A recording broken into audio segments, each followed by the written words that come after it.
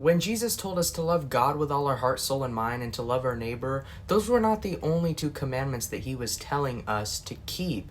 And on top of that, he got those two commandments from the Torah. He didn't just make them up out of nowhere and say, love your neighbor from here on in, because the Old Testament wasn't anything like that. No, in Deuteronomy 6, it tells us how to love God, and in Leviticus 19, we're showing how to love our neighbor. Deuteronomy 6:4, Hear, O Israel, the Lord our God, the Lord is one. You shall love the Lord your God with all your heart, with all your soul, and with all your strength. Teach these commandments to your children when they rise up and when they go to sleep. I mean, this is throughout all the generations, okay? These commandments were not done away with. So to say that the Old Testament is irrelevant, it's done away with, is absolutely insane, because a lot of the times when Yeshua was talking, he was talking about how are we to do the law. Leviticus 19 tells us to not steal or deal falsely or to cheat our neighbor. It also tells us to not hate our brother in our heart. Jesus tells us, don't hate your brother without a cause. Verse 17 says, You shall surely rebuke your neighbor and not bear sin because of him.